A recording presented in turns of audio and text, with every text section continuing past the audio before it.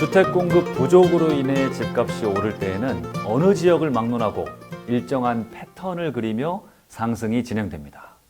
이 패턴은 자연의 사계절처럼 순환합니다. 주택시장에도 봄, 여름, 가을, 겨울이 존재하는 것이죠.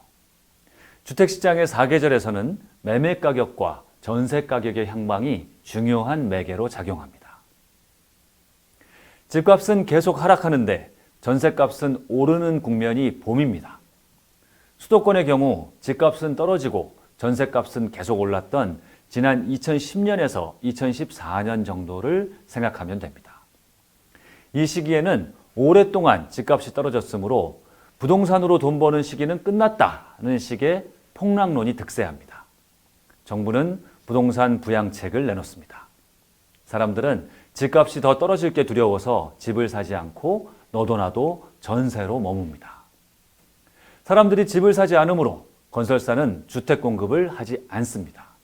결국 경기 침체나 공급 과잉으로 인해 집값이 하락했던 이 지역은 어느 시점부터 공급 부족 지역으로 바뀝니다.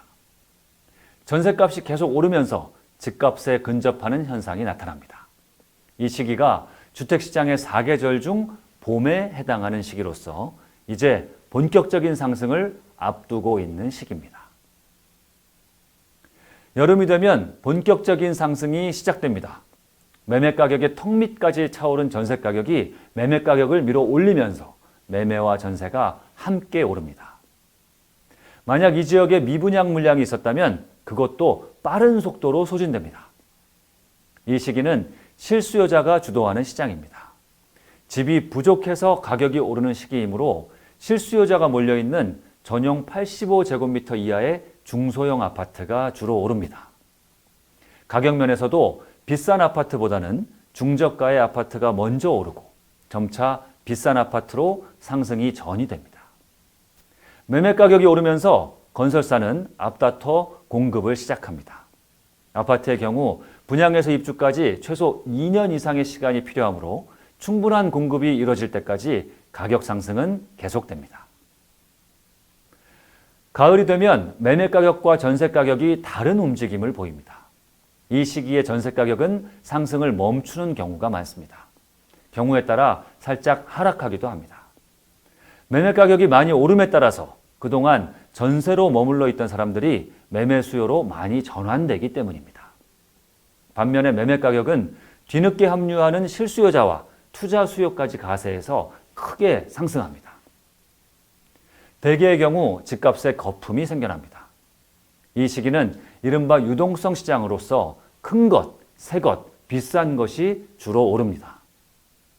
정부는 부동산 규제책을 발표합니다. 늦가을이 되면 여름에 공급을 개시한 물량이 입주를 시작하면서 긴 상승을 마무리합니다. 겨울에는 매매 가격과 전세 가격이 동시에 떨어집니다. 집값이 많이 오른 지역일수록 건설사들이 공급을 많이 했을 것이므로 여기저기 집이 남아돕니다. 미분양이 쌓입니다. 전세 가격은 하염없이 떨어지고 가을에 쌓인 집값 거품도 제거됩니다. 하지만 부동산은 그 고유한 특성인 하방 경직성으로 인해서 특별한 이유가 없는 한 오른 만큼 떨어지지는 않습니다. 오를 때는 많이 오르고 내릴 때는 조금만 내리는 게 일반적인 현상입니다. 겨울이 깊어갈수록 사람들은 집을 사지 않습니다. 이 시기에는 분양을 해봤자 분양이 잘 될 리가 없기 때문에 건설사들은 주택 공급을 멈춥니다. 공급이 끊기는 시기가 오래 지속되면 시장은 다시 봄으로 넘어갑니다. 이렇게 사계절을 한 바퀴 도는데 지역에 따라 10년에서 15년 정도의 시간이 걸립니다. 이 사이클을 만들어내는 동력은 두말할 것도 없이 공급입니다. 집값이 떨어질 때는 집을 짓지 않고 집값이 오를 때는 너무 많은 집을 짓기 때문에 수요와 공급 간의 불일치가 나타나는 것입니다. 그로 인해 상승과 하락 또한 계속 반복하는 것이죠. 집값 변동을 일으키는 수많은 요인 중 공급이 으뜸인 이유가 바로 여기에 있습니다. 저는 공급을 도외시한 어떠한 전망도 무의미하다고 생각합니다. 그 정도로 공급의 영향은 절대적이라고 할 수 있습니다. 여기에서 중요한 것은 사계절의 순환이 지역별로 다르다는 것입니다.